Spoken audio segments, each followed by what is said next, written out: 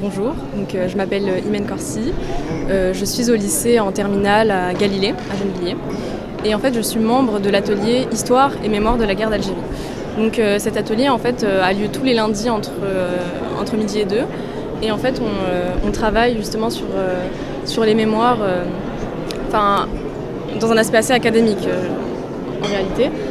On a rencontré les témoins qui ont parlé aujourd'hui sont venus dans notre lycée et on a recoupé leurs témoignages avec ce que nous ont dit des historiens, parce qu'on a reçu beaucoup d'historiens, notamment Olivier Dard, historien de l'OAS, qui nous a montré l'importance des archives notamment, et qui nous a en fait révélé des choses qui n'étaient pas dans les manuels scolaires tout simplement, et même des historiens algériens qui ont un peu dénoncé le rapport Torah dans le fait qu'il ne mettait pas assez en avant aussi les revendications algériennes, et que finalement c'était un rapport franco-français et qui manquait la mise en avant des termes juridiques. Et donc nous, en fait, notre projet en général, parce que là je vous parle des témoins, des historiens, mais tout ça en fait on le fait dans un but d'un projet de musée virtuel, des mémoires et de la colonisation, mais dans un prisme assez local, avec par exemple des lieux de mémoire qui sont en ville, un centre médical de santé à côté de notre lycée, ou même la rue du 19 mars 1962. Et donc en fait c'est un travail de longue haleine, puisque l'atelier existe depuis 9 ans déjà, et on a vu passer pas mal d'historiens, etc. Donc aujourd'hui c'est un peu l'accomplissement, et on espère que notre travail portera ses fruits. Pourquoi vous êtes impliqué personnellement dans ce projet ? C'est par pure curiosité intellectuelle, parce que c'est vrai que je trouvais que les cours étaient assez secs sur ce sujet-là.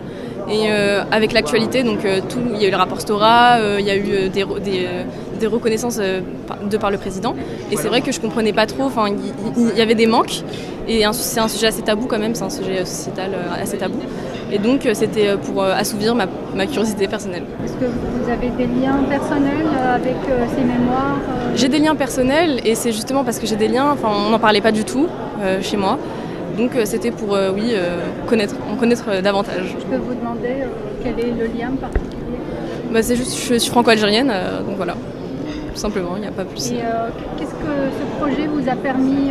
Est-ce que vos idées ont évolué depuis ? Est-ce que vous aviez des préjugés avant que vous avez peut-être corrigé ? Oui, en fait je pense que je suis beaucoup moins naïve en fait, parce que j'ai forgé un esprit critique, vu que j'ai eu aussi bien un historien de l'OAS qu'un historien pour les harkis.